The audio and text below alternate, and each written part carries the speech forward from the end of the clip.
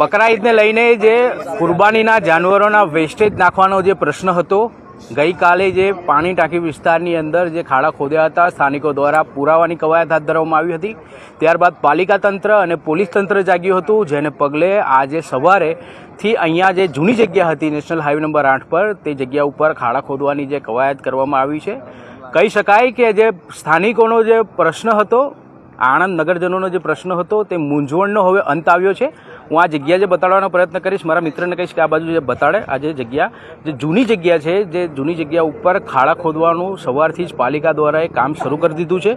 બીજી તરફની વાત કરીએ તો અહીંયા જે ખાડા ખોદાઈ રહ્યા છે, તેને લઈને ગઈકાલથી જે સ્થાનિકો સહિત આગેવાનોએ જે વિરોધ દર્શાવ્યો હતો, તેને પગલે સ્થાનિકો સહિત અહીંયા કાઉન્સિલરો પણ અહીંયા ઉપસ્થિત છે. વોર્ડ નંબર 3ના, વોર્ડ નંબર 4ના આગેવાનો પણ અહીંયા ઉપસ્થિત છે અને તેમના દ્વારા પણ આ જે સુખદ અંત છે તેને લઈને પણ પોતે સંતોષ વ્યક્ત કરી છે. અને અન્ય પણ જે મૂંઝવણો હતી કે અહીંના કેટલાક બિલ્ડર સહિત અહીંયા જે વેપાર કરનારા લોકોનો પણ વિરોધ હતો, ક્યાંક ને ક્યાંક એ વિરોધ નથી દેખાઈ રહ્યો તેવું પણ અત્યારે દેખાઈ રહ્યું છે. તેમનો પણ ક્યાંક ને ક્યાંક અહીંયા કામ થાય, એમના કોઈ ત્યાં વિરોધ નથી તેવું પણ આવી રહ્યું છે. શહેજાદભાઈ સાથે પહેલી વાત કરીશું. શહેજાદભાઈ, શું છે કે જે સુખદ અંત આવ્યો છે તેને લઈને શું છે? પહેલાં તો આપણે જે જગ્યા પર આપણે ઊભા છે હમણાં, એ જગ્યા પર જ વર્ષોથી આ બધું કરવામાં આવતું હતું અને આ લોકોને થોડું મિસગાઈડ કરીને પાણીની ટાંકી લાવવામાં આવ્યું હતું. આમાં એરિયાવાળાએ થોડો વિરોધ કર્યો હતો, થોડો નહીં બહુ ખાસો વિરોધ કર્યો હતો. સવાર 7 વાગ્યાથી જ બધા એક્ટિવ હતા આજે પણ. અને આજે જે નગરપાલિકાએ વાત માન્ય રાખી અને જૂની જગ્યા પર જે કરવા માટે રેડી થયા છે, એના માટે અમે બહુ આભારી છે.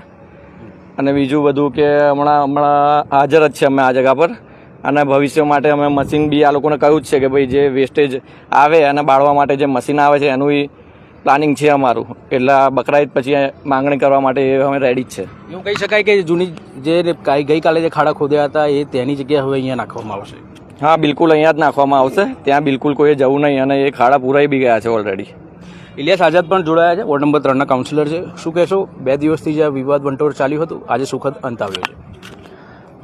બકરી ઈદ નિમિત્તે વર્ષોથી આણંદ નગરપાલિકા દ્વારા સામરખા ચોકડી હાઈવે ઉપર જે કુરબાનીનું વેસ્ટેજ નાખવા માટે સ્લોટર હાઉસવાળી જે જગ્યા છે, ત્યાં વ્યવસ્થા નગરપાલિકા કરતી હોય છે. પરંતુ આ વખતે નગરપાલિકાએ જે TP 3 વિસ્તારના 128 ફાઇનલ પ્લોટ નંબરની અંદર ખાડા ખોદીને વેસ્ટેજ નાખવાનું આયોજન ત્યાં કર્યું હતું. પરંતુ સ્થાનિક આગેવાનો અને પ્રજાનો ખૂબ જ વ્યાપક વિરોધ હતો. એના પગલે આજે નગરપાલિકાએ જે જૂની સ્લોટર હાઉસવાળી જે જગ્યા છે એની અંદર ખાડા ખોદી અને બધું વેસ્ટેજ ત્યાં નાખવાનું પ્લાનિંગ કર્યું છે, જેનાથી આ સમગ્ર સમસ્યાનો સુખદ અંત આવ્યો છે. અને અમે સૌ નગરપાલિકાનો આભાર વ્યક્ત કરીએ છીએ.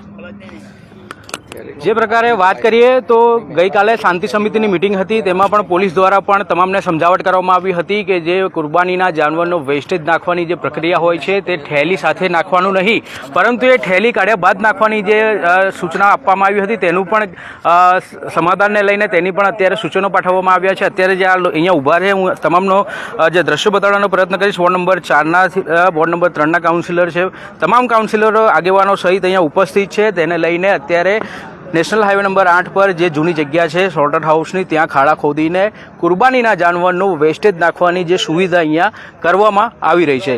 ખાસ કરીને વાત કરીએ તો આ જે જગ્યા છે હવે દિવસે ને દિવસે જે ડેવલપ થતી જાય છે, આજુબાજુ રહેણાંક વિસ્તારો પણ બની રહ્યા છે, વેપારકર્તાઓના પણ ક્યાંક ને ક્યાંક વેપારો ડેવલપ થઈ રહ્યા છે. જેને લઈને આ જગ્યા પર પણ વેસ્ટેજ નાખવાને લઈને ક્યાંક ને ક્યાંક વિરોધ ઊભો થતો હોય એવું દર્શાવવામાં આવતું હતું. પરંતુ અહીંના આગેવાનો, કાઉન્સિલરો અને કેટલાક સામાજિક કાર્યકરો દ્વારા આ જગ્યા પર આવતા વર્ષથી આનો પણ નિકાલ કરવામાં આવે અને મશીનરી મૂકીને આ વેસ્ટેજનો નિકાલ કરવામાં આવે, તેને લઈને પણ કંઈક ને કંઈક રજૂઆતો કરવામાં આવશે તેવી પોઝિટિવિટી સામે આવી રહી છે. કેમેરામેન રાજા સાથે ઇમરાન વોહરા, ન્યૂઝ નેશન આણંદ, સત્યની સાથે.